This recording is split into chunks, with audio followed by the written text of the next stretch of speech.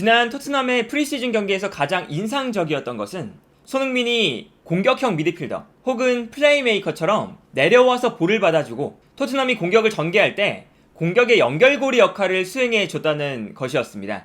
우리가 흔히 알고 있는 토트넘의 공격 방식은 케인이 내려와서 볼을 받아주고 이때 상대 수비가 케인을 따라서 내려가면 이때 손흥민이 수비수의 뒷공간을 향해서 공간으로 침투해 들어가는 이러한 공격 패턴이었고, 이때 케인이 볼을 받은 이후에 상대 수비수를 등지고 돌아서고 여기서 뛰어들어가는 손흥민에게 정확한 패스를 보내주는 공격 패턴이었는데요. 따라서 지난 시즌 공격 장면들을 봐도 케인이 내려와서 볼을 받아줄 때 상대 수비수가 케인을 따라 내려오고 이때 손흥민이 뒷공간으로 침투해 들어가면 여기서 케인이 뛰어들어가는 손흥민에게 정확한 패스를 보내주면서 손흥민의 득점이 나오는 이러한 패턴이 지난 시즌에도 정말로 자주 나왔었고, 이러한 공격 패턴이 손흥민이 지난 시즌 프리미어리그에서 득점왕을 차지했던 이유, 그리고 손흥민과 케인이 프리미어리그 내에서도 가장 많은 득점을 합작할 수 있었던 조합이 된 이유이기도 합니다. 그런데 여기서 이제 문제점은 어떤 것이었냐면, 케인이 내려와서 볼을 받을 때 상대 수비수와 케인의 볼병합 상황이 일어나게 되면 이때 케인이 상대 수비수를 이겨낼 때도 있지만 케인의 컨디션에 따라서 케인이 상대 수비수를 이겨내지 못하고 볼을 빼앗기는 상황이 많아질 수 있다는 것이었습니다. 그렇게 되면 손흥민이 공간으로 아무리 침투에 들어가도 케인이 손흥민에게 패스를 보내주지 못하니까 결국에는 손흥민이 뛰어 들어갔을 때 득점을 만들어낼 수 있는 상황조차 만들어지지 못했었는데요.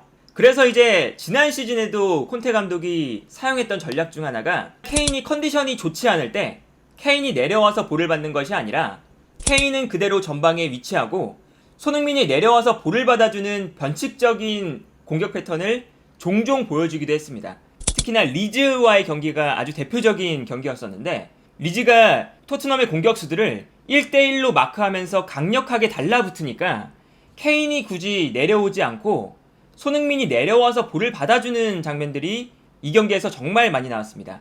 이렇게 우리가 흔히 알고 있었던 케인이 내려오고 손흥민이 공간으로 침투한다, 이 토트넘의 전형적인 공격 패턴과 전혀 다른 모습이 나타났었는데요. 지난 주말에 있었던 토트넘과 레인저스의 프리시즌 경기에서 바로 이러한 장면이 또다시 나타났습니다. 경기 초반에는 우리가 알고 있었던 토트넘의 공격 패턴이 계속해서 나왔었는데요. 경기 장면으로 살펴보면 케인이 내려오면서 상대 수비수를 끌고 내려오고 이때 손흥민이 상대 수비수의 뒷공간으로 빠르게 침투해 들어갈 때 케인이 뛰어들어가는 손흥민에게 패스를 보내주는 이러한 공격 패턴이 경기 초반에는 자주 나왔었습니다. 그런데 지난 경기에서의 문제점은 케인이 지난 경기에서 컨디션이 그렇게 좋지 못하다 보니까 케인에게 수비수가 붙었을 때 케인이 수비수와의 볼경합 상황에서 계속해서 패배하는 모습을 보여줬다는 것이었습니다. 그래서 레인저스와의 경기에서 토트넘이 케인에게 패스를 보내줄 때마다 케인이 볼을 빼앗기면서 계속해서 레인저스에게 볼 소유권이 넘어가고 결과적으로 토트넘이 공격을 제대로 전개하지도 못하는 그러한 상황이 발생을 했었는데, 그러다 보니까 경기 중반부터 토트넘이 한 가지 변화를 만들기 시작합니다.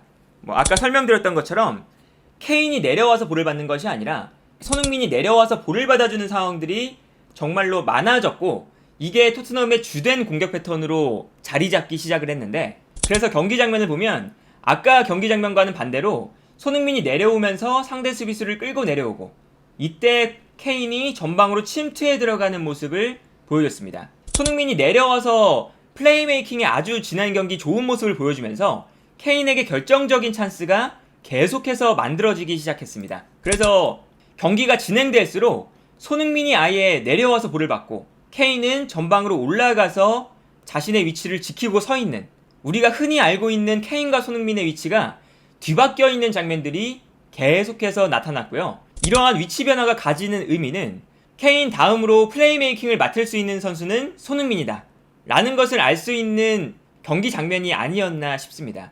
그래서 케인이 득점을 만들어내는 장면에서도 계속해서 손흥민이 내려오고 케인이 전방으로 침투하는 장면이 반복해서 나타나는데, 케인이 첫 번째 골을 넣었던 장면도 손흥민이 내려와서 먼저 볼을 받은 이후에 케인이 전방으로 침투해 들어가는 상황이었습니다.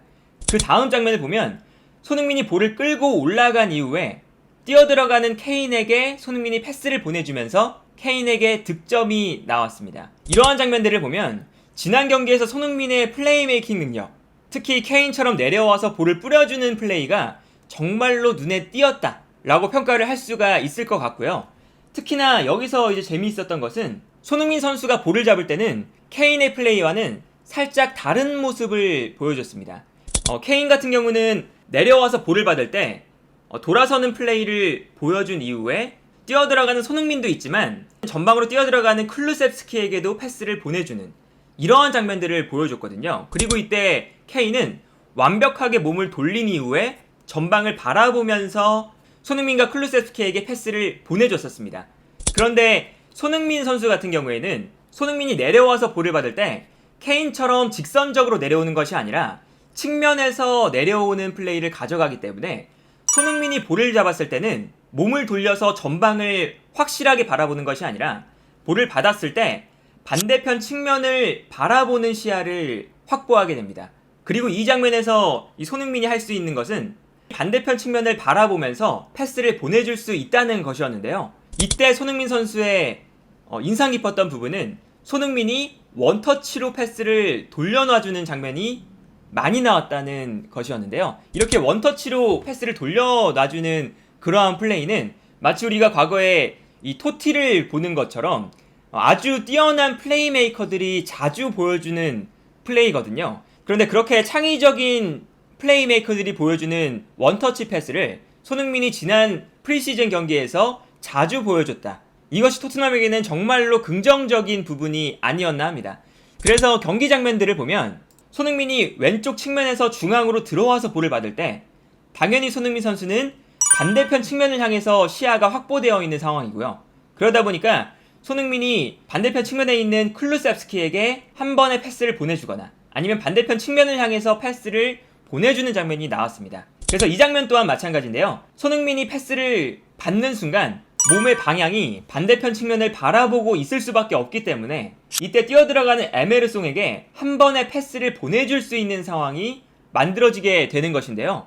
케인의 득점을 어시스트할 때도 비슷한 장면이 나왔습니다. 역습을 하는 상황은 아니었고 손흥민이 내려와서 볼을 받는 상황은 아니었지만 손흥민이 측면에서 중앙으로 들어오면서 볼을 받을 때 케인이 공간으로 침투해 들어가는 상황이었는데 이때 손흥민이 반대편을 바라보고 있다 보니까 뛰어들어가는 케인을 바라보기에 아주 적합한 상황이었고 이때 손흥민이 케인에게 정확한 패스를 보내주면서 케인이 득점을 만들어내는 장면이었는데요. 이러한 것처럼 손흥민이 측면에서 중앙으로 들어오면서 볼을 받아주고 이때 반대편으로 뛰어들어가는 선수에게 패스를 뿌려주는 패턴, 이 패턴이 이번 프리시즌에 콘테 감독이 인상 깊게 눈여겨봤다면 실제로 다음 시즌에 들어갔을 때 손흥민의 플레이메이킹 능력을 콘테 감독이 자주 활용해 볼 수 있지 않을까 라는 생각이 들었습니다. 특히나 지금 플레이메이커가 부족하다는 것이 토트넘의 가장 큰 약점이고 그 역할을 수행하는 케인이라는 선수가 있지만 케인의 컨디션에 따라서 토트넘의 공격이